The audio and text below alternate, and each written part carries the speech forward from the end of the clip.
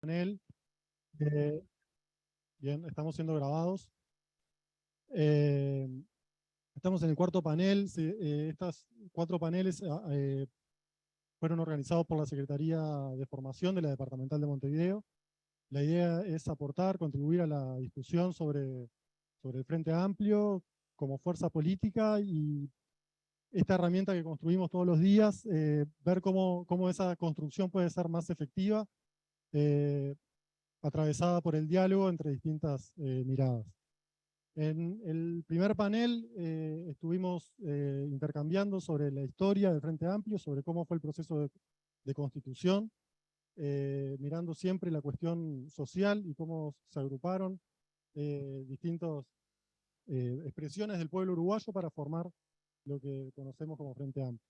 Ahí estuvo Carlos De Masi y Karina González, perdón, ambos docentes de historia. En el segundo panel invitamos a Constanza Moreira y Daniel Olesker. Estuvimos intercambiando sobre los impulsos y los frenos en los gobiernos progresistas. En el tercer panel estuvimos intercambiando junto a Ramiro Moreira, a Verónica Piñeiro y a Verónica Pérez sobre la participación y como seña de identidad, digamos, de nuestra fuerza política, ¿no? Y cuáles son los desafíos que tenemos para cuidar que el Frente Amplio siga siendo una fuerza política participativa y abierta a todos y todas.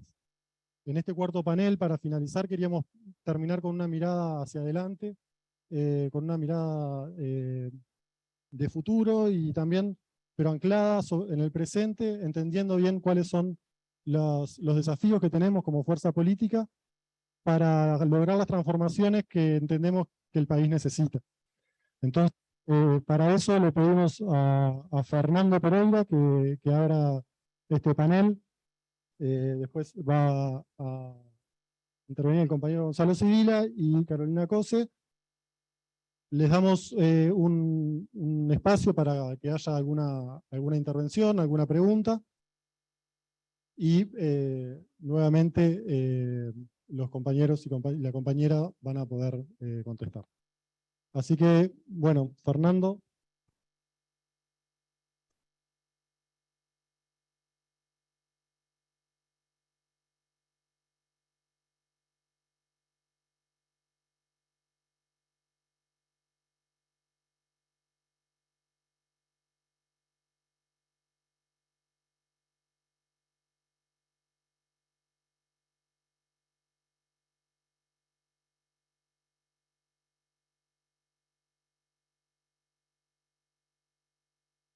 Hola.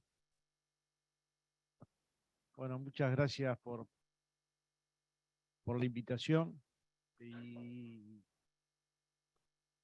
por querer pensar, ¿no? Nosotros somos parte de una fuerza política transformadora. Y transformadora implica la transformación del país, pero también de las ciudades.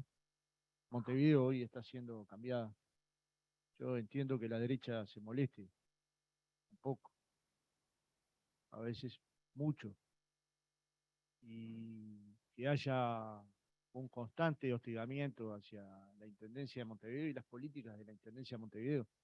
Pero cambiar también implica llevar para la gestión municipal aquello que los municipales pueden hacer. Y si alguna experiencia nuestra creemos que no fue tan exitosa, poderla revisar. No quedarnos como prendidos en el pasado, como si esa fuera la única decisión posible de tomar. Y cambiar Montevideo fue delante de la arena. Yo entiendo que indigna, es horrible que venga Tinelli y le diga delante de los periodistas cuando le preguntan por Antel Arena que es el mejor estadio de básquetbol que ha visto. Imagino que Tinelli los debe haber visto todos, ¿no? Yo conozco el Antel Arena. Creo que vi uno en Perú hace bastante tiempo y claramente el Antel Arenas es un estadio multipropósito. Y cambiar la ciudad y el país es tener el Sodre y haber transformado un agujero en un lugar donde se hace ballet, Sinfónica Municipal, Sinfónica del Sodre, orquestas del Sodre, teatro de calidad, murga, canto popular.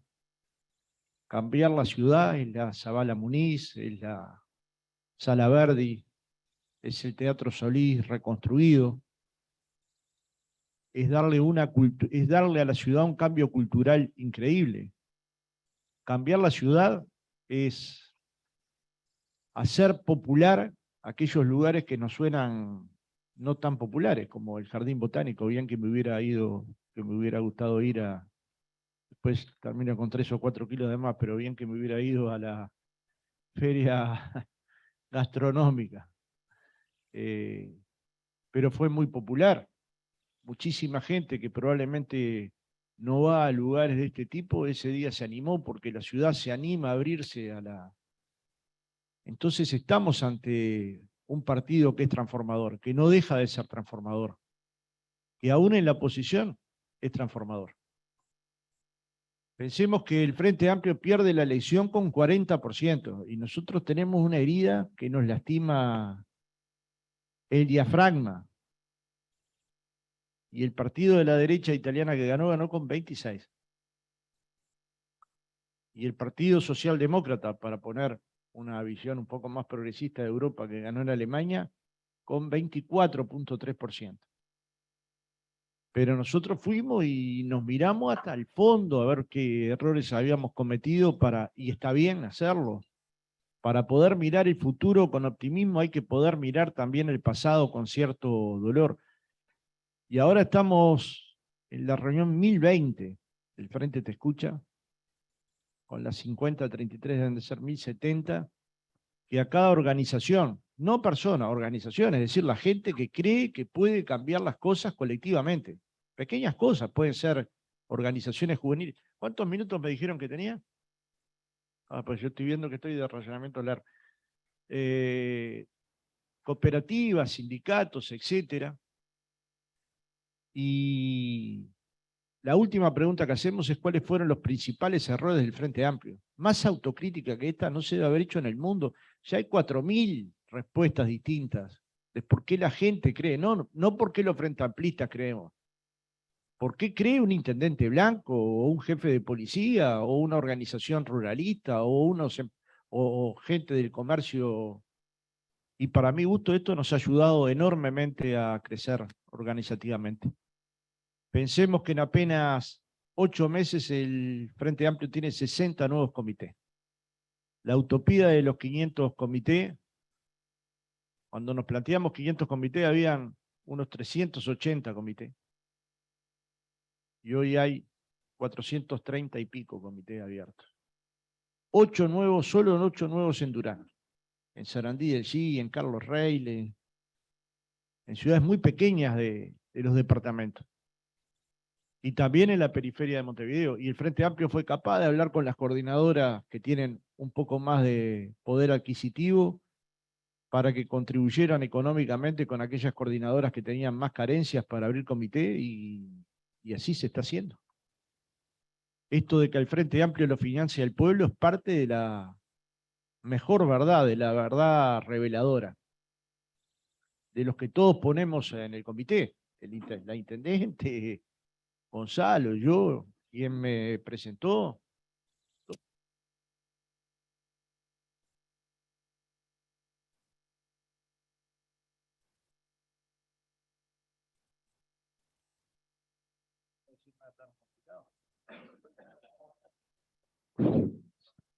Capaz que toqué algo. El imperialismo, decía Biglietti. Y entonces nos planteamos si es posible que el Frente Amplio vuelva a gobernar o si ese tiene que ser uno de los objetivos del Frente Amplio. Yo parto de la base que sí es un objetivo del Frente Amplio, pero no puede ser el único. El Frente Amplio no puede depender su existencia de una elección nacional, de un accidente electoral.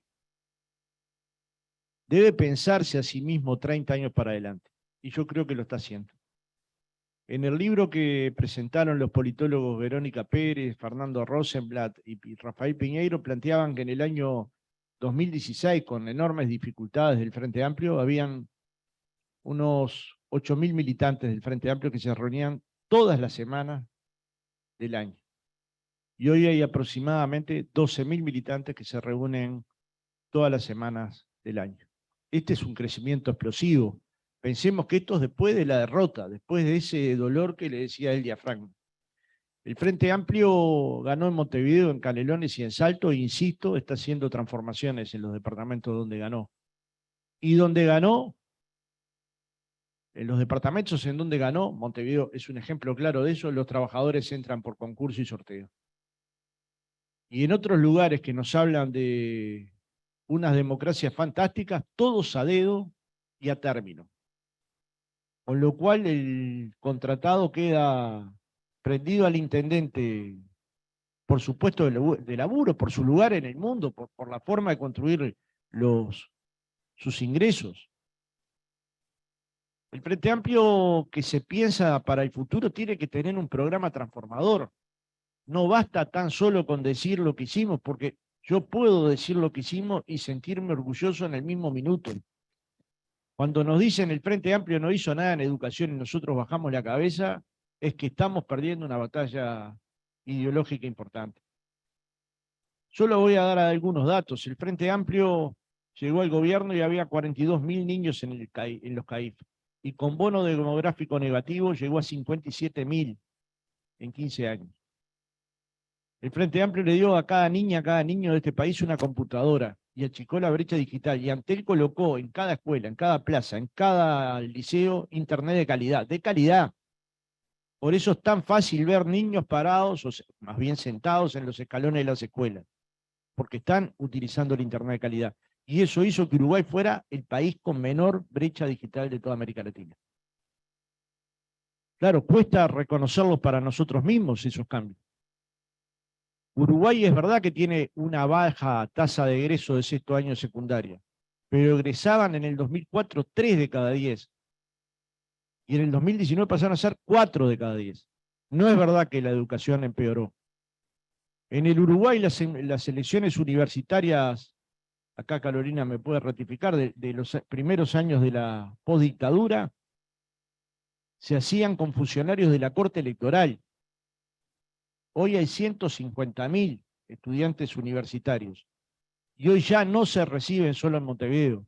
Se reciben en Montevideo, en Salto, en Paysandú, en Rivera, en Maldonado, en Durano, a través de la universidad, a través de la UTEC, en carreras de grado y de posgrado. Muchos de ellos, miles de ellos, primera generación de universitarios de la familia, de egresados universitarios de la familia. Y por momentos nos dejamos decir que no hicimos nada. Entonces, no es solo que nos ganaron electoralmente, por momentos no defendimos las cosas que hicimos. Nos costó defender el Antel Arena.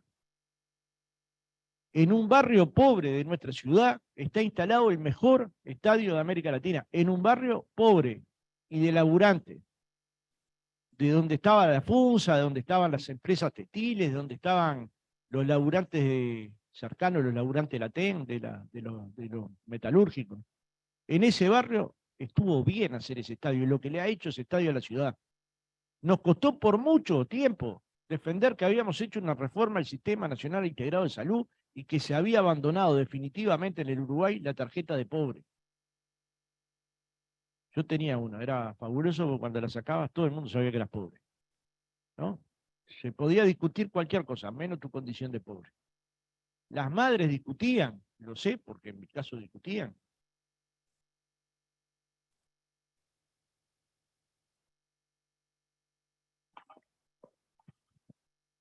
Hola, hola. Y eso que es bueno ¿eh? No, anduvo. Se ve que dura. El de los 15 minutos me parece que esto te lo va administrando, ¿viste? Que te dice segunda parte vas 10, así que me debe quedar 5. Hicimos una reforma energética de las más profundas. De hecho, eso posibilitó que Uruguay exportara a Brasil 500 millones de dólares. Y nos cuesta decirlo. A mí de los dolores más grandes que me llevé que el Frente Amplio inauguró una escuela y un liceo en la ciudad de Caraguatá de tiempo completo y la gente me decía que lo había hecho el intendente. O sea, si habremos hecho poca pedagogía política a partir de los cambios que le producíamos en la vida a la gente, porque no es que cambiamos un poquito la vida de la gente. En 15 años los salarios aumentaron 60%, pero los salarios de las domésticas se triplicaron. Los salarios de los trabajadores rurales de peor categoría se cuatriplicaron. Y nadie me lo va a contar a mí porque estaba en esa casa. Con mucho orgullo estaba en esa casa. Los trabajadores de la educación, particularmente las maestras y las profesoras, duplicaron su salario, pero las auxiliares de comedor, las que tienen que alimentar decenas de miles de niños todas las semanas, casi triplicaron su salario. Y a veces creemos que no pasó nada. Hicimos la reforma laboral más profunda del mundo, de la cual los últimos 2 directores generales de la OIT, Kurt Ryder, que todavía sigue, y el chileno, que no me viene el nombre ahora, pero ya me va a venir, comentando la reforma más profunda desde el punto de vista laboral, porque tenía negociación colectiva del sector público, del sector privado, protección de la libertad sindical. Y sobre esta base podríamos decir que el Frente Amplio cumplió con buena parte sus objetivos. Inició un Plan Nacional de Cuidados, generó el MIDES, a través del MIDES el programa de emergencia y el PANEF, luego lo fue modernizando, hizo transferencias económicas a las familias más pobres. No andaba persiguiendo ollas, ni enojándose porque le decimos que eso no lo hace un buen samaritano. Y los cristianos sabemos de qué hablamos cuando hablamos de un buen samaritano. Si quieren información de las ollas, ¿no tendrán personal para ir a ver cuántas personas van a alimentarse las ollas? ¿Acaso no ven con sus propios ojos el dolor que produce que en el tercer año del gobierno decenas de miles de personas dependan de la alimentación de las ollas populares? No me da el tiempo en esta pequeña síntesis para decir lo que nos ha pasado en estos 3 años de gobierno, pero seguro no fueron los más felices de nuestras vidas. Con esta síntesis me parece que cualquiera mira y toma nota de que los uruguayos la han pasado mal. Y ahora la pregunta es, ¿queremos volver a gobernar? Y siempre hay que preguntarse si el Frente Amplio tiene un proyecto colectivo que nos permita llegar a gobernar para transformar. Y mi respuesta es que sí. A pesar de ese dolor que nos lastimó hasta el diafragma, la Comisión de Programa del Frente Amplio nunca paró de funcionar. Nunca paró. Y ahí lo vemos a Ricardo Ehrlich permanentemente saliendo al interior, a hablar con los académicos, a hablar con los científicos, a hablar con los hombres y las mujeres de la cultura, conversar con las departamentales del Frente Amplio de todo el país, ir a los comités de base, conversar con los sectores, convocar semanalmente a todos los sectores y a las bases para discutir cuál es el programa de transformaciones que el Frente Amplio tiene por delante. Pero el Frente Amplio fue el primer partido en el Uruguay que le dejó al gobierno que lo sucedía un plan de transformación productiva que se llamó Uruguay 2050, que lo coordinó el economista Fernando Isabela, pero en el que participaron cientos de técnicos. Y ahí hay una hoja de ruta. No digo que la hoja de ruta sea inamovible, pero no es que pensamos el Uruguay hasta 2020. Lo pensamos hasta 2050 porque una fuerza política seria piensa el Uruguay 30 años para adelante. Y el Frente Amplio tiene esa expectativa. Es seria, es unitaria. Somos porfiados, nos peleamos entre nosotros, discutimos, pero después nos abrazamos porque tenemos un objetivo común. Nos unen una cantidad de valores y de principios que los tenemos y que los conservamos y que los protegemos. No ocultamos nuestras diferencias. En estos días me han preguntado si me preocupan las diferencias. ¿Qué me van a preocupar las diferencias? Me preocupan las unanimidades tontas, las que todos cabeceamos sin preguntarnos si está bien o mal lo que estamos procesando.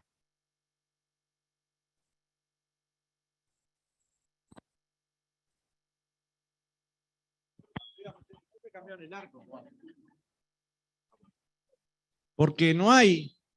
Este es un avión. La versión vieja porque no hay partido en el mundo que se pueda dignar de manifestarse progresista sin haber pensado antes qué va a pasar con el futuro del Uruguay. Y ahí está proyectada una parte del futuro. Y está proyectado con mucho tiempo. ¿Saben lo que pasó con ese libro? Se archivó. entró el gobierno actual y lo archivó. No lo tomó en cuenta, ni siquiera para analizarlo y para decir que estaba mal, porque muchas veces nos pasa eso, tomamos un documento y llegamos a la conclusión que está mal. Y después nos tenemos que hacer la última pregunta, o la penúltima. Si en verdad tenemos hombres y mujeres de distintas generaciones para llevar este programa adelante y darle continuidad y ser confiable para los uruguayos. Pregunto casi todas las noches de mi vida y siempre la respuesta es la misma. Piensen hacia adentro de ustedes sin contestar. ¿Tenemos candidatos para ser presidentes o presidentas del Uruguay? Tenemos. ¿Tenemos hombres y mujeres para llevar adelante una política económica progresista que no crea en la lógica del derrame, sino en la lógica del crecimiento con distribución y la justicia social? Tenemos. Y de muy variados sectores del Frente Amplio. Las políticas sociales, las políticas de salud, las políticas energéticas, las políticas de salud sin perforar las normas que se construyeron para evitar que el tabaco nos destruya. Tenemos. Entonces, cuando uno está convencido que tiene un programa que se va a consolidar y se va a votar en el Congreso del año que viene, pero se está construyendo y vamos a llegar con ese programa, tiene la gente para llevarlo adelante y tiene un Frente Amplio que va creciendo día a día en su militancia, la pregunta es si el futuro del Frente Amplio está vivo, está súper vivo. Pocos momentos me dan mayor convicción de esa vida eterna que cuando los 20 de mayo veo miles de jóvenes levantando carteles de los desaparecidos en los que nunca estuvieron. Solo saben la historia porque un abuelo, un padre, un tío se las contó. Tienen 14, 15, 16, 20 años. Nuestros propios hijos, ¿no? Cuando uno va a las marchas del 8 de marzo y encuentra miles de mujeres jóvenes peleando por derechos, cuando va a la marcha de la diversidad y van un poco rápido en esa marcha, yo empiezo como primero y termino como penúltimo. Y por orgullo no termino último. Y son miles de jóvenes levantando banderas de igualdad.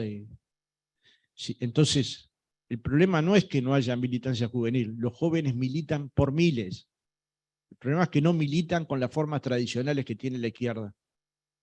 Y lejos de enamorarnos de las formas tradicionales, que hay que mantenerlas, que hay que sustentarlas, de hecho promovimos los 500 comités junto con el secretario de organización, también hay que permitir que los jóvenes militen de otra manera. Permitir no significa dejarlos porque igual lo van a hacer. Me refiero a permitirnos a nosotros mismos entender que no nos faltan jóvenes.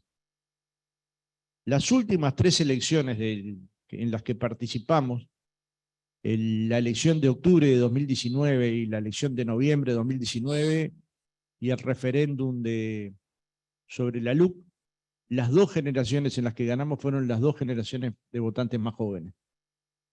En las 3. Y cada tanto nos sale esa versión. El problema son los jóvenes, ¿no? El problema no son los jóvenes. Eso no quiere decir no conversar con los jóvenes, que nuestra militancia juvenil no se fortalezca, que la militancia política no vuelva a tener una centralidad. Pero ya no va a tener la misma centralidad que tuvo en los 70, porque en los 80 ya no tuvo la del 70. El flaco Castro el otro día en el homenaje a Elena Quintero decía, nosotros cantábamos por día, dice, en 20 tablados, y en los tablados incluía comité, porque había un comité en cada esquina, yo que sé, cada 2 o 3 cuadras, pues se habían conformado fruto de la salida de la dictadura y se iban distribuyendo los territorios como se podía. Yo, de hecho, tenía mi comité a 50 metros de mi casa y militaba a 12 cuadras, porque la dictadura fue con la gente con la que me pude juntar. Era igual dentro de Jacinto Vera, casi todos igual éramos hinchas de Goes, pero no iba al de la esquina de mi casa. Entonces, ¿qué me refiero? Y con esto termino. ¿Qué me refiero con esto? Que sí hay futuro, que el futuro y la esperanza en el Uruguay se llaman Frente Amplio, y que el Frente Amplio cuida su unidad sin evitar discrepar, no ocultando diferencias, mostrándolas en todo momento, tampoco hiriéndonos innecesariamente, cuidándonos todo lo posible, cuidando todo lo que hemos hecho, pero también mirando todos los errores que cometimos. Porque, a ver, un error que yo no me perdono, y me imagino que los compañeros de la mesa tampoco, es que una comparsa lugola de un departamento del interior, que es la única que llega a las llamadas de ese departamento, el jefe de la cuerda tambores me haya dicho por qué perdimos y me haya contestado, yo nunca tuve un dirigente del Frente Amplio 1 metro. Bueno, ahí hay una parte de la película. No nos puede pasar a los dirigentes no tener a nuestros compañeros y compañeras, a las organizaciones culturales a 1 metro. Las tenemos que tener dentro de nuestros locales, pero si no están dentro de nuestros locales, salgamos de nuestros locales a donde están las organizaciones. Muchas gracias por la invitación y ha sido un placer de verdad.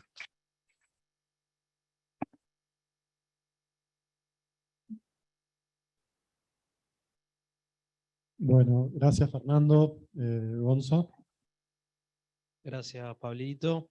Bueno, gracias, compañeros, compañeras, primero por la iniciativa, a la Departamental de Montevideo, a su Secretaría de Formación, a todas y todos por concurrir, a los compañeros y compañeras que están por Zoom también de distintos territorios del país, y a Carolina y a Fernando por acompañarnos. La verdad que para mí es una alegría poder compartir esta mesa y poder compartir una reflexión sobre esta gran cuestión, esta gran pregunta, esta gran invitación, que tiene que ver con el frente que necesitamos para el país que necesitamos, porque una pregunta no se contesta sin la otra. No podemos pensar el frente, su presente, su futuro, por fuera de las necesidades de nuestro pueblo, del destino que queremos para el Uruguay.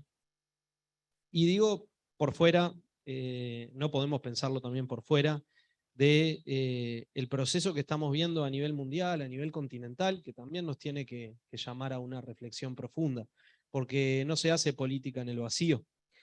La política se hace sobre la realidad, sobre las condiciones reales de vida de la gente y sobre los procesos que están condicionados y a veces sobredeterminados por muchos otros procesos que se interrelacionan. A mí siempre se me viene a la mente cuando hablamos del Frente Amplio una frase de nuestro querido Vivian Trías, tan injustamente denostado en el último tiempo y que tanto aportó a la construcción de la izquierda uruguaya, que escribió algo así como: la revolución uruguaya pasa por el Frente Amplio, aunque aún queda mucho que unir entre las clases explotadas. Y esos dos aspectos, la afirmación del Frente Amplio como herramienta y el desafío de la unidad del pueblo, de la unidad de los trabajadores, de la unidad de la gente sencilla, de la unidad de las muchas diversidades que hacen a las causas de quienes nos sentimos parte de ese campo tan amplio de los explotados y de las explotadas de la sociedad, de los discriminados y de las discriminadas de la sociedad. Esas dos tareas, esas dos afirmaciones, la revolución uruguaya pasa por el Frente Amplio, aunque aún queda mucho para unir en las clases explotadas, yo creo que son una referencia para todos y todas nosotros. Y Trías decía, refiriéndose al artiguismo, que era uno de sus enormes referencias, el artiguismo es un programa, decía eso, ¿no? Y ataba aquella historia del artiguismo, aquellas luchas del artiguismo, con las luchas del Frente Amplio. El Frente Amplio es, desde su fundación, una fuerza fuertemente artiguista. Se ha hecho de todo con el artiguismo en el Uruguay, ¿no? Algunos lo usaron para justificar dictaduras, decretaron el año aquel de la orientalidad y algunos lo vivieron acá. Yo no lo viví, me tocó nacer en el año en que esa dictadura terminaba, pero hicieron cualquier cosa con el artiguismo, ¿no?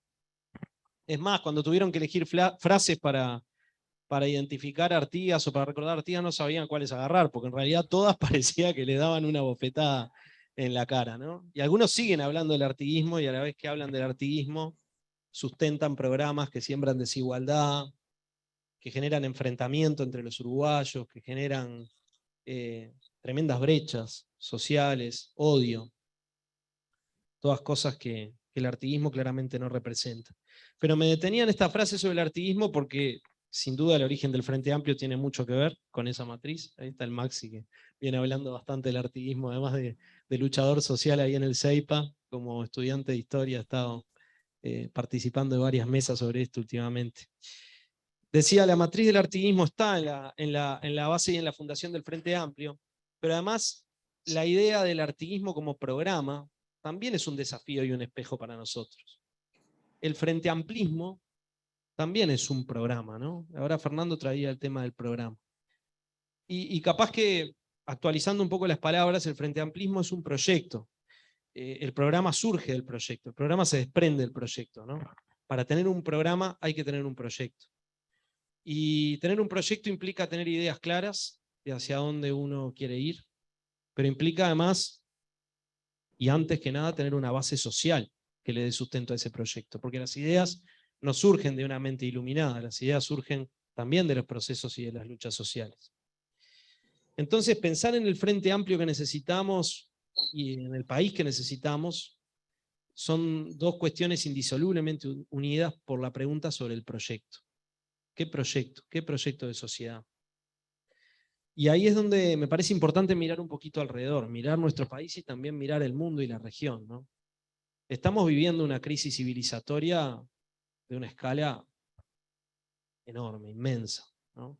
Es global, es una crisis de sentido, es una crisis respecto de la organización del mundo del trabajo, es una transformación en las relaciones productivas enorme, es un cambio permanente en la forma en que nos relacionamos los seres humanos entre nosotros, cómo nos vemos, cómo nos reconocemos, cómo nos identificamos, en las identidades. Creo que estamos viviendo en un momento donde parece que todo puede aparecer y nada termina de aparecer muy claramente, ¿no?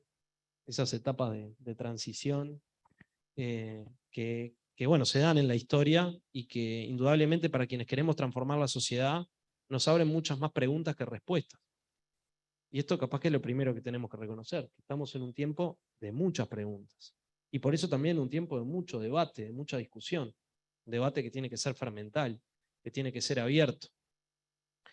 Porque lo otro sería ir a contrapelo de la historia. En un momento como este, creer que tenemos una hoja de ruta perfectamente armada, sería no entender el escenario en el que estamos parados, ¿no?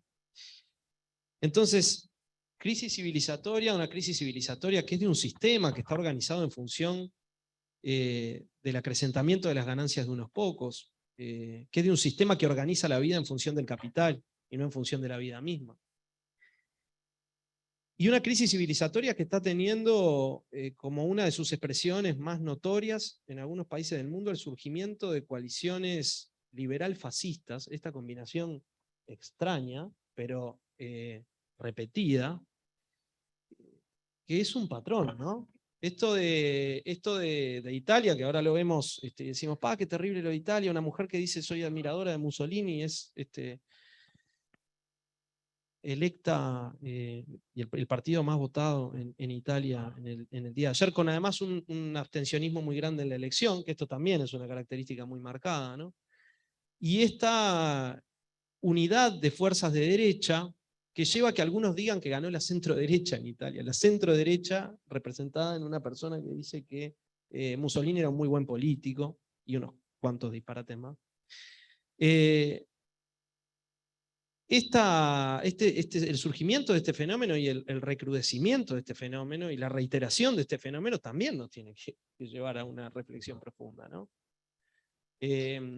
Algunos dicen, bueno, viene la ultraderecha a responder en gran medida al vacío que dejó una izquierda que no le habla a los sectores obreros, que no le habla a la gente que se quedó por fuera del mundo del trabajo, que no le habla algunos sectores de las clases populares que no entienden el lenguaje posmoderno de alguna izquierda, ¿no? Algunos hacen este análisis y dicen, esto sí, critican el globalismo, critican a las corporaciones, y en realidad le hablan a los sectores populares.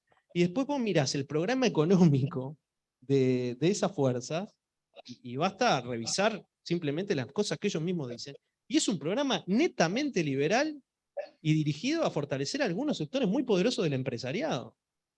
Minga que tienen un proyecto para los trabajadores o para las clases populares, ¿no? combinan lo peor de lo peor, la mirada más conservadora y retardataria respecto de lo social, de los derechos, etcétera, con un programa económico dirigido a beneficiar a los sectores más ricos de la sociedad. Pero bueno, hacen su juego y entreveran la piola, ¿no? Un dato para mirar. Otro dato para mirar acá cerquita, en la región, Chile y su proceso. En Chile hizo crisis una política concertacionista que evidentemente mucha gente entendió que no le estaba dando respuesta.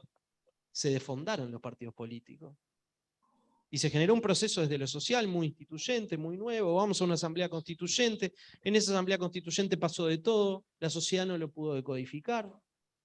No había forma de ordenar ese proceso porque había muchas expresiones sociales, pero partidos políticos totalmente deslegitimados. Y llegamos a un plebiscito de salida con un texto de reforma constitucional que era un gran avance para un país que tiene una constitución que data de la dictadura de Pinochet. Y perdimos, digo perdimos porque nosotros nos sentimos parte de esa causa, de esa lucha, ¿no? Y bueno, allí vinieron las reflexiones, qué pasó con los partidos, qué pasa con la izquierda social, que también puede ser muy avanzada en algunas luchas, pero no termina de sintetizar esas causas en una perspectiva de avance que logre traducirse en la cabeza de la enorme mayoría de la sociedad. Y bueno, ahí tenemos otra alerta, ¿no? Una alerta que viene del lado de la deslegitimación de la partidaria, que también está instalada y muy fuerte en el mundo. Y cuando nosotros empezamos a mirar acá informes de opinión pública, análisis, encuestas, etcétera, y vemos un montón de gente que de repente aparece ubicada en esa categoría que le llaman centro, que es una cosa diversa, donde mucha gente se autoidentifica porque no tiene por ahí una identificación ideológica muy clara, o porque no es medio refractaria a la política. Nos encontramos con que eso se ensancha cada vez más, pero si lo analizamos desde un título, desde una etiqueta, no entendemos nada. Porque ahí adentro hay de todo. Hay de todo. Hay gente que lo que querría capaz que escuchar es una agenda de transformaciones que tengan más que ver con su vida cotidiana y que se siente por fuera de la política. No le están hablando a él o a ella. Hay gente que por ahí piensa en la moderación como una categoría central, sí, como no, lo hay, pero hay segmentos sociales de los más diversos que los metemos ahí y a veces simplificamos tanto el análisis que nos entreveramos nosotros mismos también en encontrar respuestas que logren interpretar e interpelar a muchos de esos vecinos nuestros, compañeros nuestros de trabajo, familiares, amigos, donde hay mucho de refractario a la política. Hay mucho de refractario a la política, de no sentirse interpretado o expresado claramente por nadie. Hay una representación social vacante de muchos sectores, es decir, no se sienten representados por nadie, ¿no? Y eso en un país como Uruguay, que tiene partidos políticos fuertes, donde el nivel de politización es más elevado que en otras sociedades, pero pasa también, ¿no?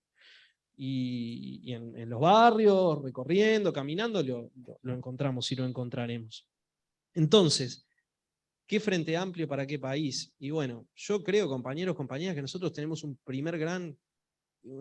primera gran necesidad como sociedad, que es reencontrarnos con la política como herramienta de transformación social. Reencontrarnos con la política como herramienta de transformación social.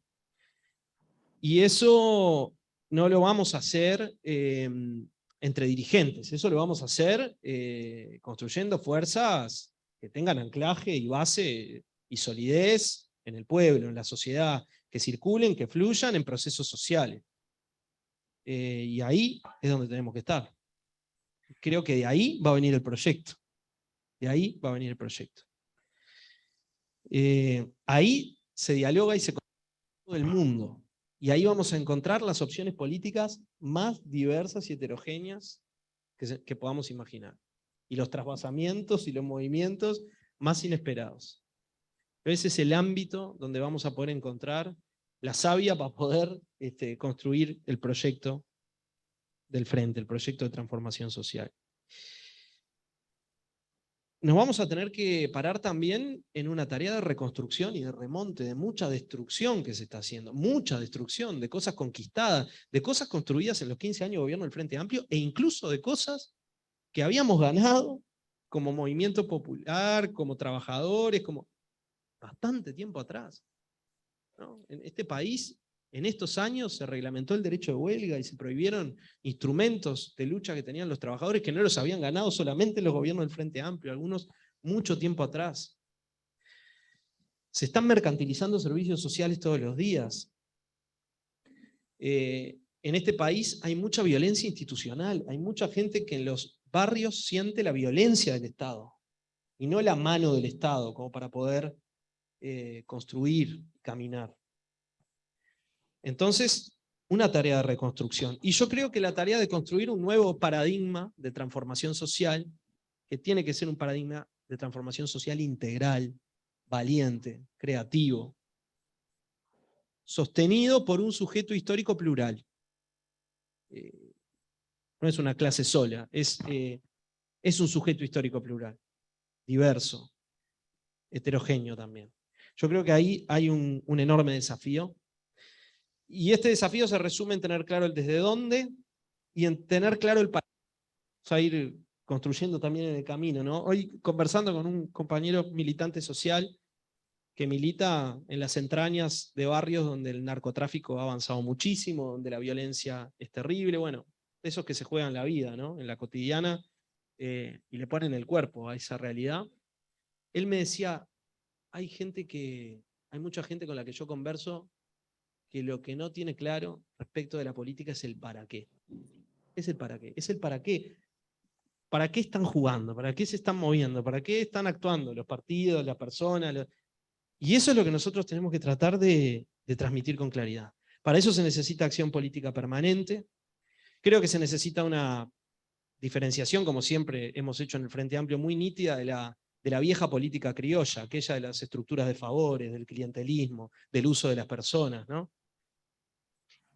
Y me parece que se necesita mucha audacia y mucha valentía.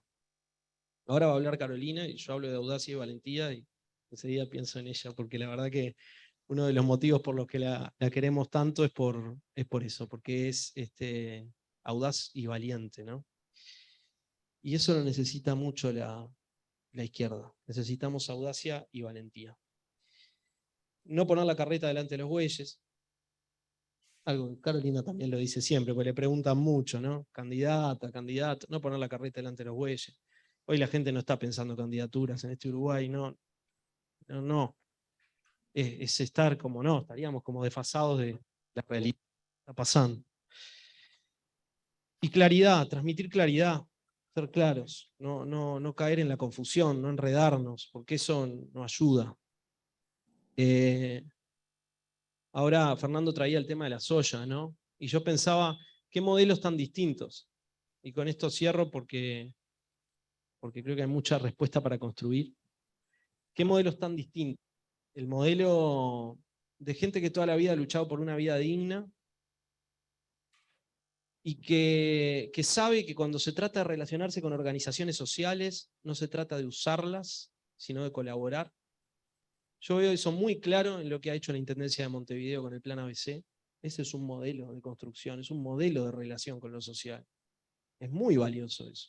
Hay que verlo porque es ese surcido, es ese construir, es ese trabajar para que las organizaciones se fortalezcan, no para que las organizaciones se debiliten. Y después la mirada de algunos actores que toda la vida han tenido este concepto, ¿no? De que, en definitiva, el que se organiza para joder. Perdonen que lo diga así, pero piensan eso. Dicen eso cuando los gurises se movilizan porque les están imponiendo una reforma educativa sin consultarlos. Dicen eso cuando el movimiento sindical hace un paro. Están parando el país, están paralizando. ¿No? Los que han vivido de subsidios toda la vida, si hay algo subsidiado en este país, son algunos sectores productivos que ponen el grito en el cielo, ¿no? Cuando se trata de objeto social popular movilizado, critican, estigmatizan a las mujeres feministas. Pero por favor, son terribles, ¿no? Al movimiento cooperativo, a todos los descalifican. Y ahora con las ollas, violencia al cuadrado, ¿no? O sea, a la violencia de que no tengas para comer en tu casa y tengas que ir a una olla popular para poder comer, que la están armando las familias del barrio, los vecinos, las comunidades, las organizaciones sociales, La segunda violencia de penalizarte, de decirte, si no me pasás los datos de la gente que está ahí comiendo y de lo que estás haciendo, yo no te voy a dar más insumos. Cuando tuvieron los datos, usaron los datos para llamar a algunas organizaciones y decirle, si te salís de la coordinadora de olla, te voy a tratar mejor. Eso es lo que están denunciando hoy, las ollas populares, ¿no? Entonces, compañeros, compañeras, el Frente tiene un enorme desafío en esta coyuntura del Uruguay. No tenemos nada ganado, me parece que esto es algo que hay que decirlo con claridad. Estamos perdiendo mucho todos los uruguayos con este modelo que se está llevando adelante. Y lo que hay que construir es una victoria del pueblo, una victoria de la sociedad, una victoria que tiene que ser gestada desde la base, con la gente, construyendo caminos. Y esos caminos tienen que ser caminos por vida digna. Yo creo que el eje de la lucha del Uruguay y de las fuerzas populares en América Latina hoy es la dignidad. Es la dignidad. Es afirmar, reafirmar que las personas valemos, no tenemos precio. No somos cosas mercantilizables, sujetas a los movimientos del mercado. Tenemos dignidad, valemos. Y no pueden seguir pisoteando nuestra dignidad. Y como no queremos que pisoteen nuestra dignidad, con esa santa rebeldía a la que hablaba José Pedro Cardoso, de este querido partido, nosotros decimos, tenemos que fortalecer la herramienta del Frente Amplio, que es una herramienta por la dignidad de nuestro pueblo. Y para que eso sea posible, tenemos que discutir, tenemos que diversidad y tenemos que poner los ejes donde tienen que estar los ejes. Al lado de la gente, construyendo desde abajo ese futuro de dignidad. Gracias, compañeros y compañeras.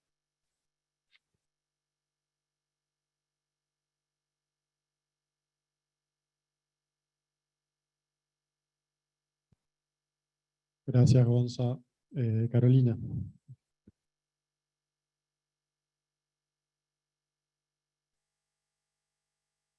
No saben lo que siento de escuchar a Fernando, Frente Amplio y La Esperanza, y de Gonzalo, hablando del futuro, de la gente, de la realidad. Y cómo en cada giro de las oraciones que han ido compartiendo con nosotros, supongo que a ustedes les ha pasado también, uno siente que el corazón se prende a lo que están diciendo, ¿verdad? Tanto Fernando como Gonzalo. Dijeron artiguismo y no puedo evitar traer alguna cosa que me conmovió. Muchas cosas lo conmueven a uno, a una cuando estudia el artiguismo. Hay futuros profesores de historia en la audiencia. Una de las cosas que más me conmovió fue cuando entendí lo que había pasado cuando fueron derrotando a Artigas con el reglamento provisorio. Estudiando, en cualquier momento tiro el micrófono.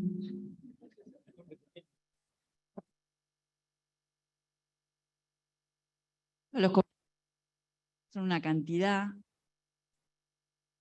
No, esto es... ¿Ahora sí? Sí.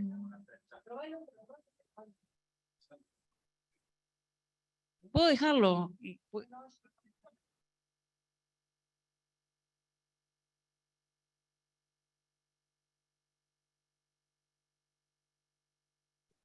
¿Ahora sí? Bueno, System anda en un acto de... Sí, lo dejamos.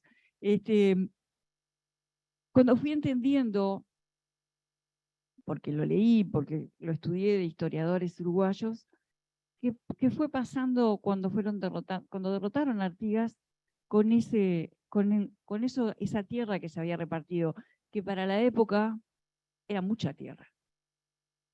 Era mucha tierra. Y entonces se fueron emitiendo, no me acuerdo la palabra, pero es como el equivalente de decretos, ¿verdad? O de leyes, no me acuerdo de la palabra, se fueron emitiendo decretos que fueron dejando sin efecto las medidas desde el punto de vista legal. Debemos recordar que los destinatarios de la tierra eran gente criollos, viudas pobres con hijos, ¿verdad? Criollos pobres, toda la lista de lo que sabemos. Fueron emitiendo decretos dejando sin sustento legal y después equipos inspectivos iban visitando los campos y le preguntaban a la gente la escritura y la gente estaba indefensa y fueron desandando ese reparto de tierras. Dejaron de nombrar a Artigas durante 10, 20 años. Se dejó de nombrar a Artigas en los documentos. Lo quisieron borrar. Uno lee eso y se le remueven cosas, ¿verdad? Porque de alguna manera también quisieron borrar aquello que le pasó a la gente cuando, sin saber qué hacer, se le unía en el éxodo. Sin saber muy bien a qué se unía. Los estaba uniendo a lo único a lo que se podía agarrar. Hay que ponerse en esa época, 1811, en esa realidad, en otro siglo, buscando la esperanza, uniéndolo siguiéndolo porque era lo que había para seguir. Bueno, uno lee esa parte de la historia y dice, la pucha, cómo hay cosas que de una forma o de otra nos revisitan. Pero hay que seguir. Hay que seguir. Y nadie pudo borrar el recuerdo de Artigas, nadie pudo borrar que ahora estemos hablando del artiguismo, nadie pudo borrar que el artiguismo inspirara a jóvenes, a estudiosos, a movimientos sociales, al Frente Amplio. No pudieron, ni podrán, ni podrán. Y para eso, Gonzalo decía, estamos en una época de muchas preguntas, y Fernando hablaba de la esperanza y de estar preparados de verdad. Estar preparados no es tener un título. Estar preparados es estar parados sobre los hombros de gigante que se caminaron todos y ser conscientes que ahora somos parte de un pueblo que camina hasta los últimos rincones. Ese es nuestro pueblo y ese es nuestro Frente Amplio. Estamos en un momento de preguntas y yo, ya que se me da la oportunidad, voy a opinar. Cosas que siento. Yo creo humildemente que nuestro proyecto tiene que prepararse para la incertidumbre. Por ejemplo, hoy estamos participando con Montevideo de una reunión de ciudades y universidades públicas que se está dando en Rosario. Es una alianza que hay entre varias ciudades, de Mercociudades, y el grupo de universidades de Montevideo, que son universidades públicas, gratuitas y cogobernadas. Estaba este evento organizado por la Universidad Nacional de Rosario, participaba nuestro rector, la Universidad de la República, varias intendencias de Argentina, la Intendencia de Montevideo. ¿Saben cuándo nació esta alianza? En el 2005. De 2005 acá, este hábito de reunirse ciudades, de mercociudades, con las universidades, ha sido un hábito. La agenda de hoy del evento es fabulosa. ¿Y saben qué? La agenda que tiene Montevideo con la Universidad de la República es enorme. Casi no hay tema de Montevideo que en algún aspecto no tratemos con alguna facultad de la universidad. Ahora, ¿por qué digo esto hablando de la incertidumbre? Porque esto que hoy está pasando como natural empezó en el 2005. A instancias, lo firmó Warga, pero lo inició Brovetto. Entonces, a instancias de unos que vieron que era importante, digamos, unir las usinas generadoras de conocimiento con las ciudades. Nos parece obvio, en ese momento no era tan obvio, no existía. Igual que no existía el Frente Amplio cuando se formó en el 71. Entonces, eso que nació en el 2005 como una necesidad de juntarse, es lo que nos permite hoy, muchos años después, estar con una agenda intensa que beneficia a las ciudades. Y entonces, eso es prepararse para la incertidumbre. nosotros no podemos prever ni siquiera lo que va a pasar de acá a 3 años. Es muy difícil que podamos prever lo que va a pasar hacia el 2050. Pero es bueno pararse en la conciencia de la incertidumbre. ¿Qué es prepararse para la incertidumbre? La fibra al hogar, el Sistema Nacional Integrado de Salud. ¿Y qué fue la incertidumbre? Fue la pandemia. Estábamos preparados para la incertidumbre. ¿Qué es ahora prepararse para la incertidumbre? Es una pregunta difícil y que hay que responder en cada campo con gente que sepa del campo, pero también con mucha realidad. El Frente Te Escucha es una iniciativa fabulosa. Quiero felicitar en esta ocasión públicamente a Fernando y a todo el equipo del Frente Amplio que llevan adelante, porque es una iniciativa fabulosa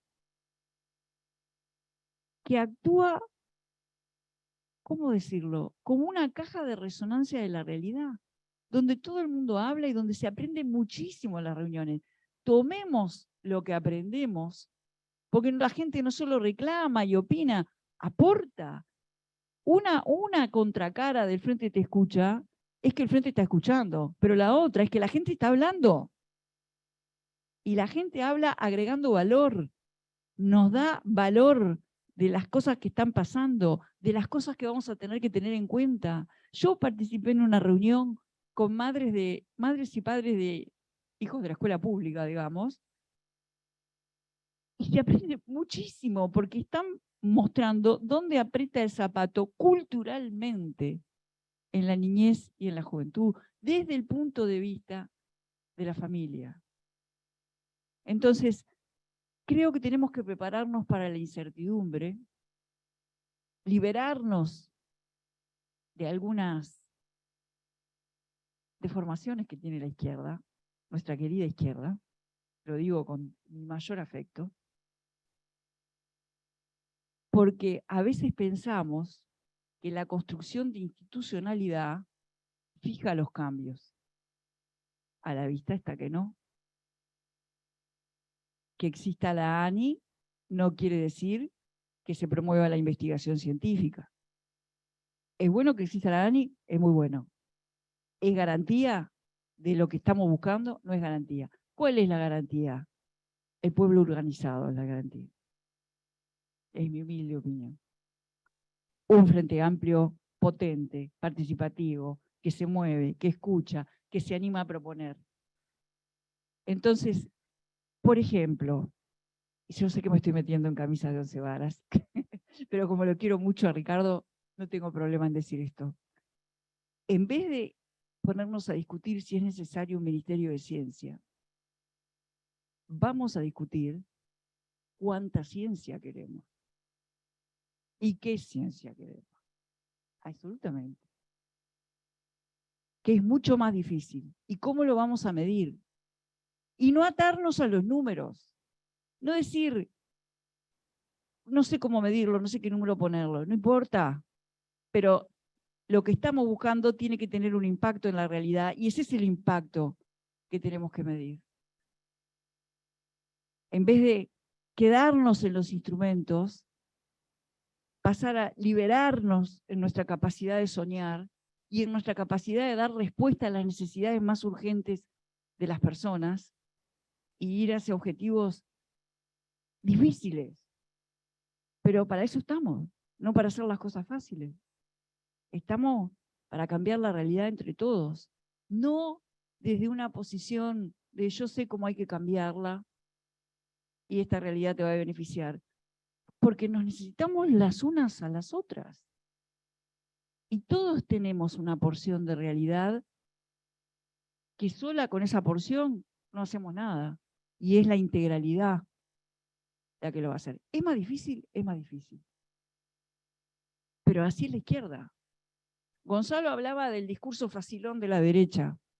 Y claro que es un discurso facilón, es demagógico. Y es más difícil la comunicación desde la izquierda porque estamos apostando a la dignidad humana, a la construcción de valor. Estamos apostando a trascender el individualismo y el egoísmo y empezar a pensar en el otro, en la otra. Son esfuerzos. Miren los esfuerzos que tenemos que hacer en el ambiente cuando le decimos a alguien, bueno, la revolución ambiental también pasa por vos. No me tires la cáscara de banana en la plaza.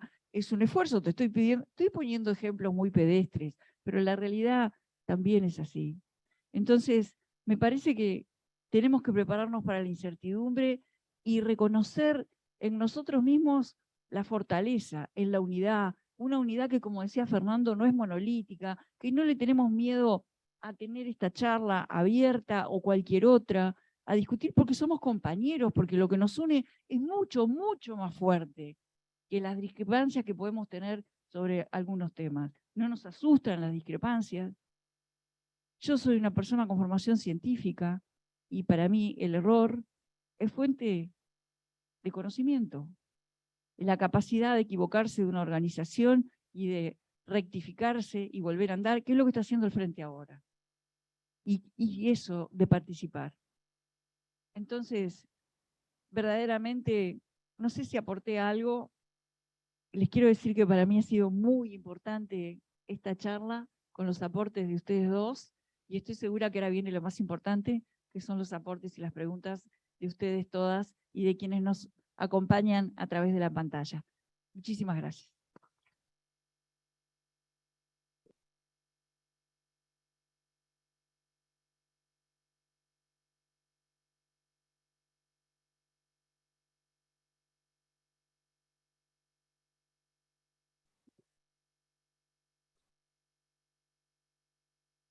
Hola. Sí. Bueno, compas, a ver, ahora la idea es que puedan hacer algunos comentarios, preguntas, dado que somos muchos más de los que somos habitualmente en los cursos de formación. Eh, así que gracias por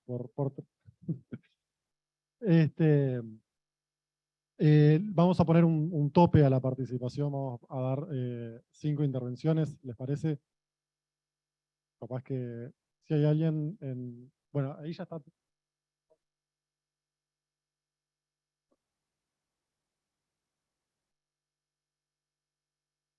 Hola, hola. Yo me quedo con cositas de cada uno. Esto de la cercanía, de ir con la gente, de tratar de bajar las distancias de las instituciones, pero también de los colectivos y demás. El tema de los desafíos, todo lo que nos está desafiando, creo que siempre el presente nos desafió, pero cada vez nos desafía un poquito más últimamente, y tenerlo presente no es algo en vano. Y después me quedo con los sentimientos. En última instancia, la injusticia es un sentimiento y tenerlo presente es algo muy importante para el quehacer. Y mi pregunta es, quizás para reflexionar juntos, es ¿qué podemos llegar a hacer para tratar de estimular esta cercanía que tanto va a ser redundante, pero tanto nos desafía para construir estos colectivos que tienen que afrontar, bueno, tanto la cuestión ambiental, la cuestión social y, bueno, la cuestión global que tanto nos puede traer mal y demás, ya sea en nuestros barrios, ya sea en nuestros trabajos, capaz con un espíritu, alguna cosa. Es algo muy amplio, pero dejo la pregunta.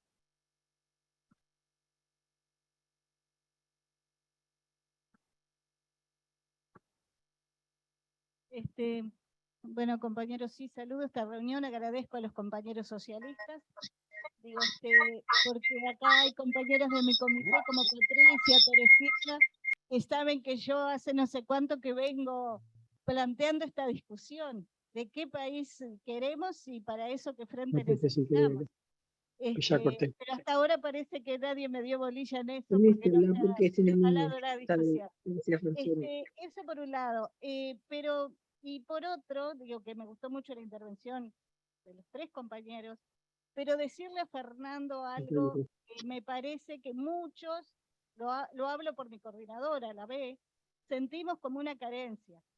Ahora el Frente está más presente, vemos al presidente en los medios, contestando una cantidad de cosas, pero me parece que falta algo. Nosotros también somos protagonistas. No solo estamos para las elecciones, para repartir listas. Y el tema que han pasado cosas gravísimas, como la entrega del puerto, bueno, y todo lo que sabemos que no voy a enumerar acá, que todos estamos informados, y no nos han llamado a movilizarnos, a rodear el puerto. Es una cosa que el presidente hable, rodeado de miles de nosotros, y otra cosa que aparezca él solo en los medios. Entonces, pedimos protagonismo. No estamos solo para las elecciones, compañeros, pero bueno, es eso, y no lo sientan como agresión porque creo que ha cambiado mucho, el frente tiene otra presencia y todo lo demás, pero no lo sientan como agresión, pero es lo que sentimos. Sí, voy a ser muy cortito nomás.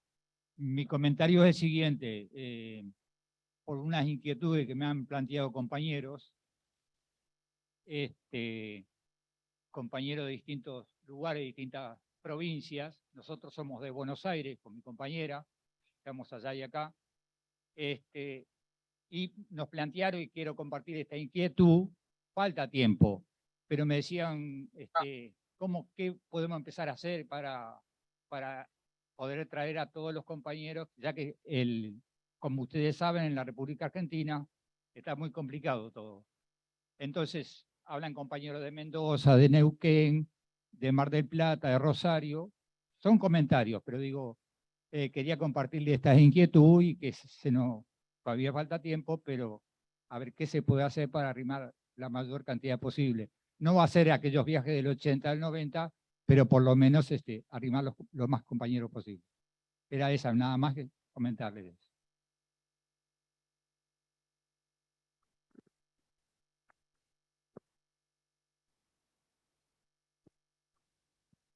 Bueno, si alguien del Zoom también quiere participar, tenemos la posibilidad. ¿Hay alguien que esté levantando la mano ahí, no? Bien, bueno, volvemos al panel. ¿Quién quiere? Carolina me hizo pensar sobre un tema increíble. Yo iba a hacer algunas clases de teatro con el maestro Rubén Yáñez, no porque quisiera ser actor, porque era parte de la formación de los dirigentes que yo creo que tiene que volver a hacer, que es como... Yo no lo voy a tirar, no te preocupes, Eva, que... Carolina capaz que sí, pero...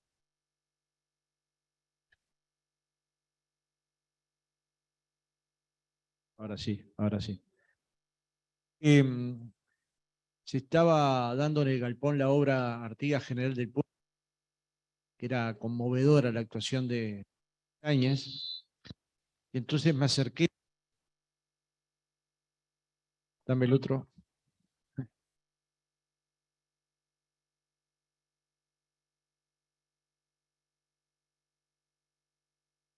Me acerqué a Yáñez y le dije, es conmovedor, tu actuación fue conmovedora.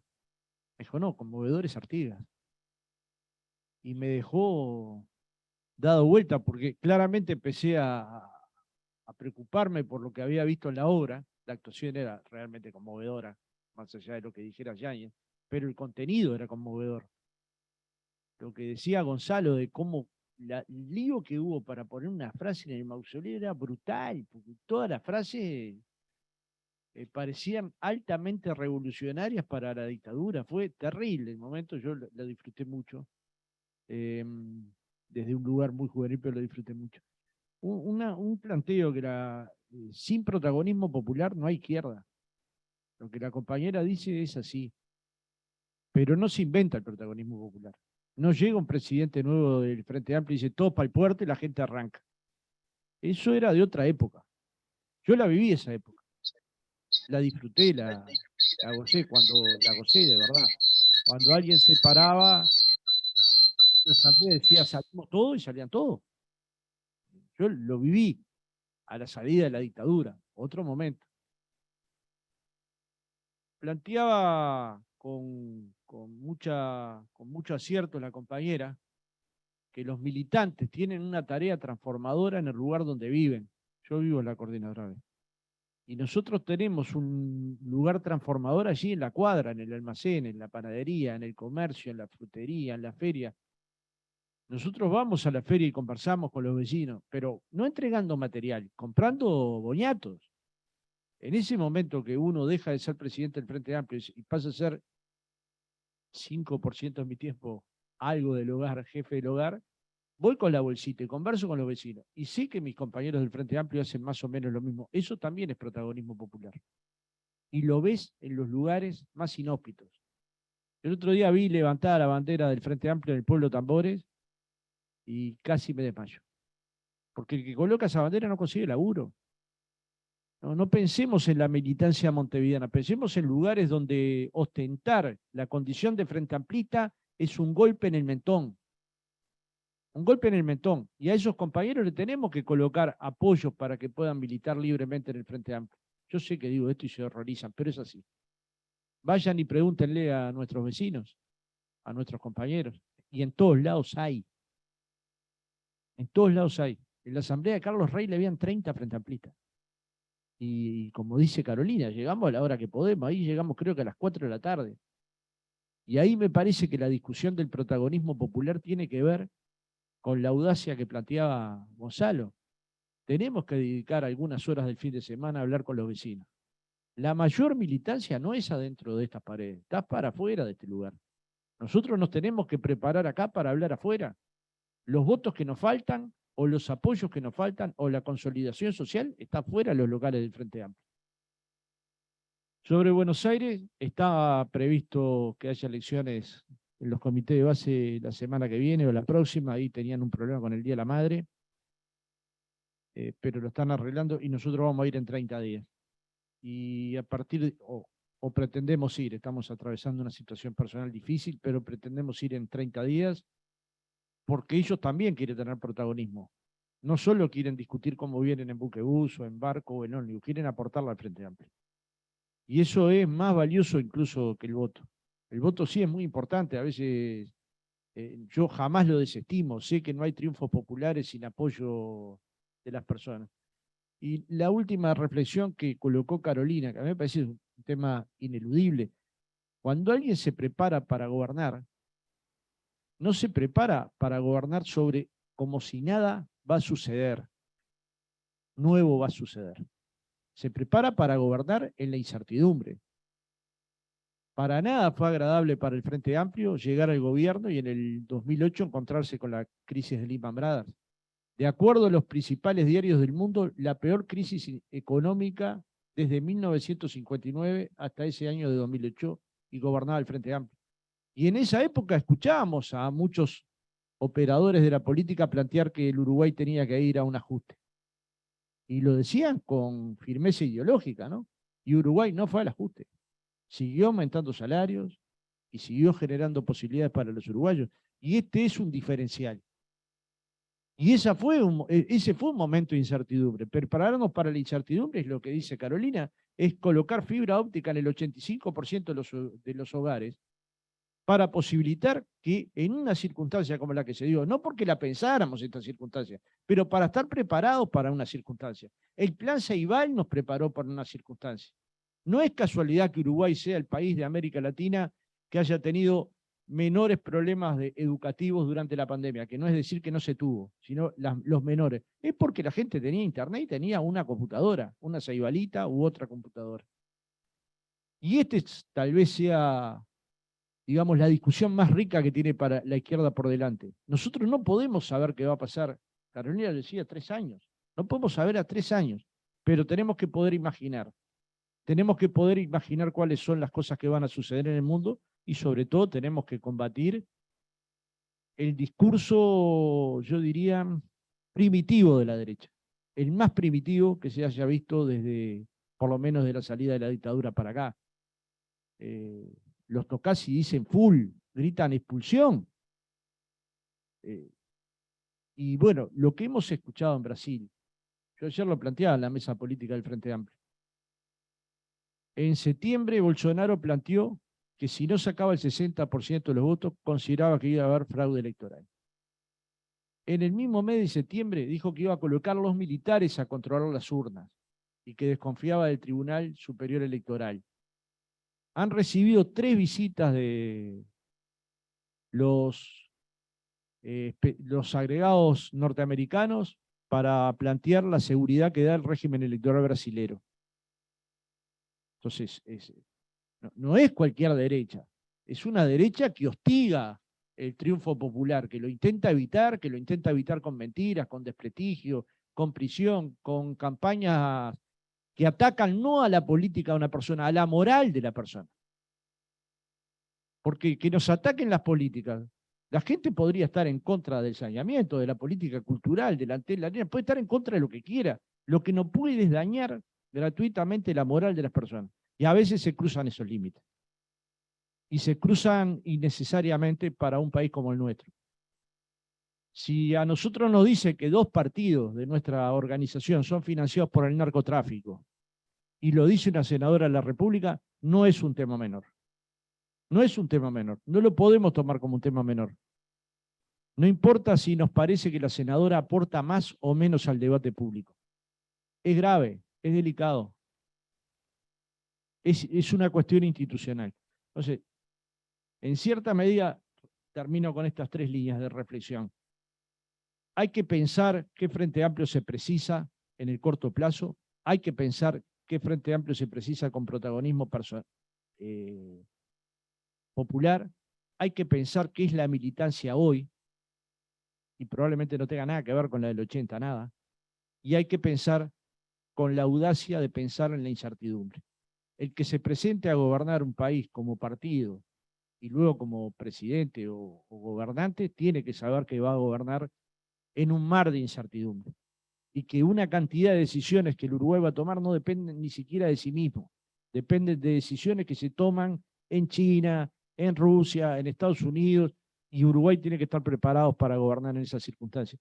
Entonces, resulta interesante, a mí me resultó también muy motivadora la conversación, Carolina, sé que no estoy en mi mejor momento, pero me resultó interesante porque el Frente Amplio se está mostrando tal cual es, que es humilde. El Frente Amplio no puede salir de su condición de humildad, de eso del error como práctica para corregirlo y superarlo y para buscar siempre una vuelta más.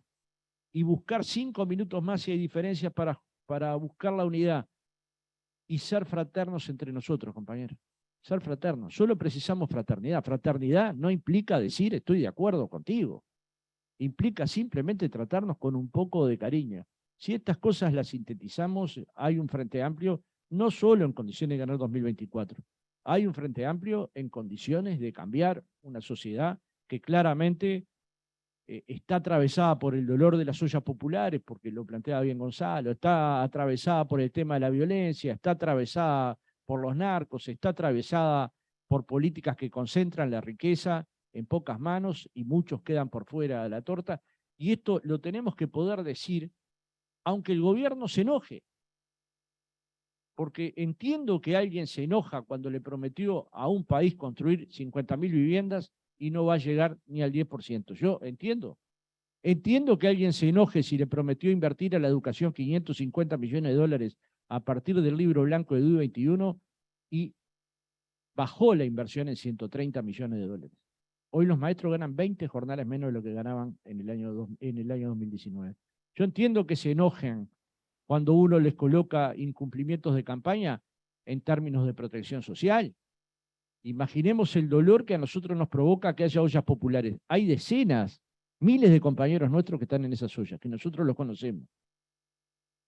Que hace 3 años que están bancando un mostrador con dolor. Porque no hay nada más doloroso que alguien para comer tenga que hacer una cola. Entonces, en esta lógica de construcción del Frente Amplio, ¿qué Frente Amplio para qué país? También nos tenemos que imaginar transformando con la gente. Carolina lo dijo al pasar, pero al pasar lo quiero reafirmar. Si los planes de construcción de una ciudad o de un país no van acompañados de la acción política de quienes llevan adelante esa política y de los comités de base que apoyan esa realidad, estamos en el horno. No tenemos que pensar quién está haciendo, de qué sector es para apoyar, compañeros. Son todos gobernantes del Frente Amplio. Todos, del primero al último. Incluyendo donde nos toca estar en minoría. en el Parlamento, en distintas juntas departamentales. Entonces, me parece que falta cada tanto darnos un abrazo, cada tanto. No digo empalagoso, digo cada tanto decir que nos queremos, porque por momentos nos comportamos como si fuéramos un poco de rocas, ¿no? Que tenemos una tarea para cumplir que es maravillosa en términos sociales, pero luego tiene que ser maravillosa en términos humanos. Nosotros tenemos que sentir la alegría de las cosas que hicimos y de las cosas que estamos haciendo, entre otras por esta ciudad. Entonces, cuando uno piensa, Gonzalo decía el año de la orientalidad, a mí se me fue lejísimo, pero estaba, lo desastroso que estaba. Y nos hacían hacer cualquier cosa. Pero en el año de la salida democrática, hubo un mundo de gente que se juntaba por objetivos, por esto, por lo otro, religiosos, las iglesias llenas, los comités llenos. Eso se da en un momento particular. Lo que es raro es que casi 30 y pico de años después, casi 12.000 uruguayos se sigan juntando en lugares para transformar la realidad. Lo raro no es cuando hay una salida de la dictadura o como pasó ahora en Chile, que hubo un agotamiento. Decían, no son 30 pesos, son 30 años. Nos fumamos 30 años de conservadurismo, de tener que pagarnos nuestra educación, de quedar endeudados, de no acceder a salud de calidad si no tenés dinero. Rompieron con una forma de vivir y luego no es tan fácil, ¿no? Eso lo discutimos mucho cuando estuvimos en Chile. No es tan fácil eso después aglutinarlo. Pero bueno, ¿por qué el Frente Amplio lo sigue aglutinando? Porque seguimos siendo una cuestión que llega al corazón de la gente. Seguimos siendo la esperanza. Con todos los errores que pudimos haber cometido, seguimos siendo la esperanza.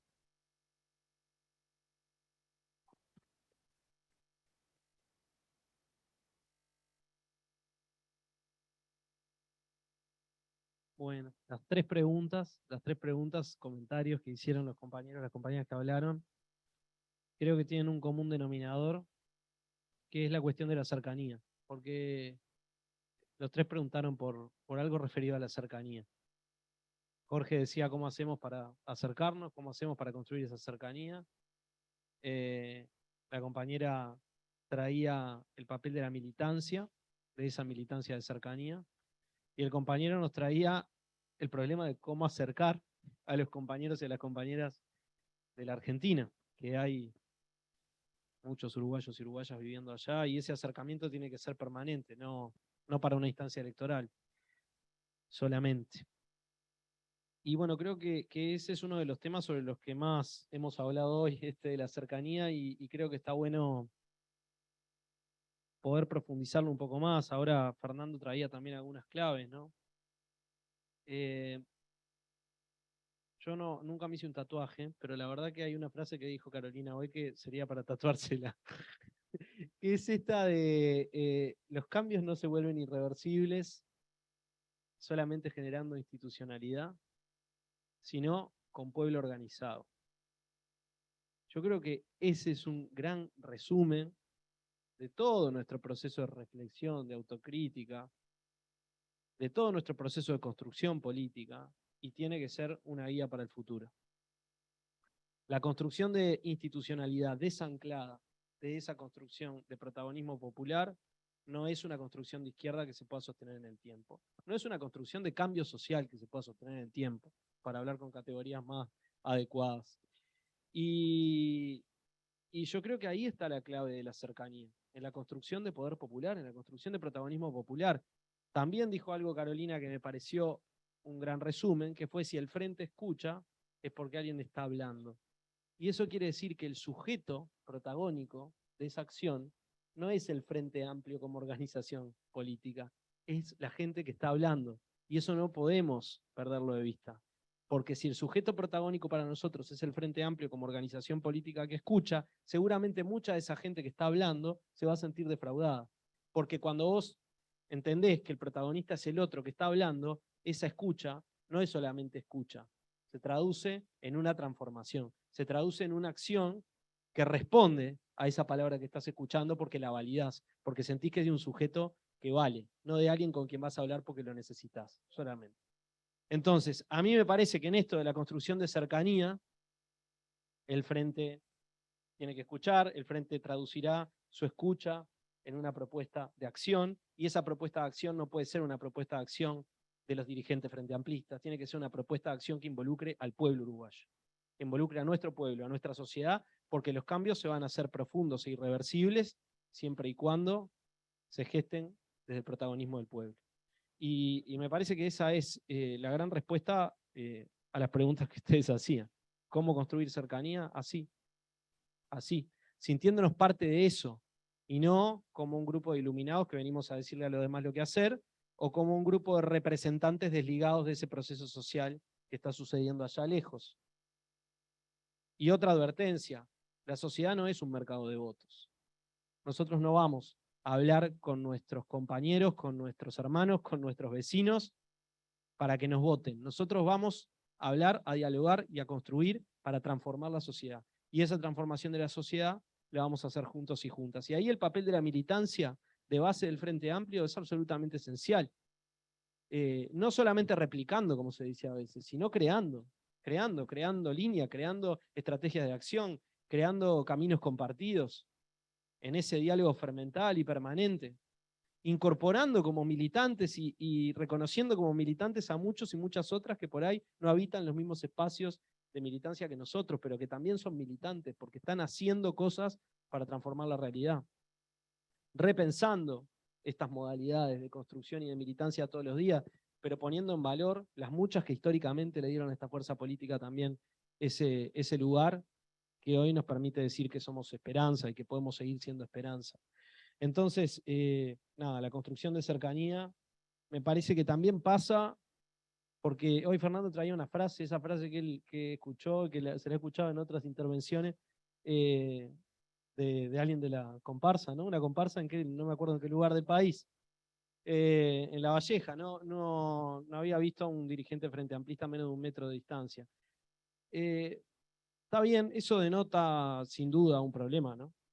Denota un problema. Pero yo creo que denota 2 problemas. Denota el problema de la no presencia de dirigentes en algunos lugares, pero denota también el problema de que para muchas personas la política es la presencia de los dirigentes. Y eso habla de una política muy chiquita. Muy chiquita. La misma política que después esas mismas personas dicen, no sirve, no la quiero, pues no tiene nada que ver conmigo, ¿no? Y capaz que si ese compañero o esa compañera, ese vecino, esa vecina, hubiera sentido que el militante frente amplista que estaba en su territorio era una voz autorizada del Frente Amplio, no hubiera dicho eso. No hubiera dicho eso, porque seguro ahí en ese lugar había muchos militantes Frente Amplio. El Frente Amplio no estaba ausente. A veces si el Frente Amplio no estuvo, el Frente Amplio estaba ahí. ¿Cómo no iba a estar el Frente Amplio? No hay un lugar del país donde el Frente Amplio no esté. El Frente Amplio no pasa a existir en un lugar porque va un dirigente. Pero bueno, también eso hace a una cultura política muy instalada en el Uruguay que tenemos que transformar si queremos efectivamente construir ese sujeto social, que sea el pueblo organizado, para hacer los cambios. Que no delega su participación política solamente en algunos, para después incluso decirles qué mal que lo hiciste, sino que se hace cargo de la realidad para transformarla. Creo que esa es la cercanía.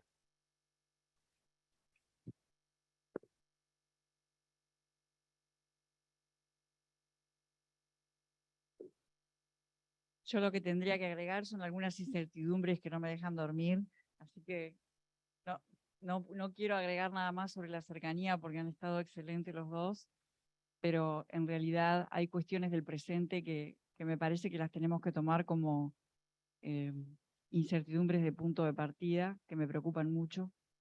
Me preocupa mucho la infancia, no solo en términos en los que usualmente a la izquierda nos preocupa la infancia, como el origen o el momento más potente y más débil al mismo tiempo del ser humano. No me preocupa solo en términos de salud, de conocimiento y demás, me preocupa en términos culturales y me preocupa en el marco de un proceso social. Los dos hablaron y yo lo acompaño de un cambio cultural civilizatorio en el mundo, hablaron de la aparición de la extrema derecha organizada y eso también se habló del recurso demagógico y cómo puede prender en una sociedad. Bueno, hay un fenómeno de de irritabilidad social, que no es solo del Uruguay, una impaciencia que no responde a la necesidad, que no responde a la urgencia alimentaria, social o sanitaria, sino que responde a la intolerancia, una impaciencia que responde a la intolerancia. Y eso, si yo hiciera un corte hoy fotográfico, el factor de preocupación, dado ese fenómeno de impaciencia con un sostén en la intolerancia, dado ese fenómeno, si yo hiciera hoy una foto, me preocuparía qué impacto tuvo en la cultura de la infancia la pandemia. Y qué impacto va a tener de aquí en adelante. Cómo cambiaron los juegos de los niños, si cambiaron. Cómo se tradujo ese afán de cuidado en su concepción de las libertades. Hoy se lo pedí como deber al rector de la universidad. Dije, tenemos un temita que tendríamos que medir. Me parece que es algo que tenemos que empezar a mirar. Yo no lo tengo medido. Hoy le pedí a la Universidad de la República que nos acompañe en esta preocupación, pero sospecho que algo afectó. Y en el marco de una irritabilidad que campea en el mundo, algo por el estilo en la infancia puede llegar a promover los muros del miedo. Es una incertidumbre, una más. Pero creo que vamos a tener que redoblar muchísimo en lo que tiene que ver con proyectos de cambio cultural profundo. Y ahí la cercanía. El no dormirse, el no dejar ningún rincón y el entender que es con el otro. Nunca solos. Así que, como verán, lo que tengo para compartir son dudas. Pero bueno, vamos juntos. Arriba.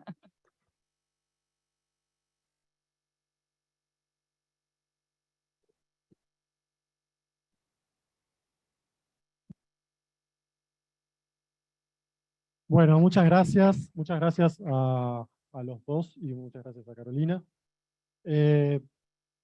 Espero que esta charla haya podido satisfacer los objetivos que teníamos como equipo, que era simplemente aportar dudas y aportar inquietudes para seguir reflexionando y para poder seguir mejorando nuestra práctica militante, porque bueno, de eso se trata un poco la formación política.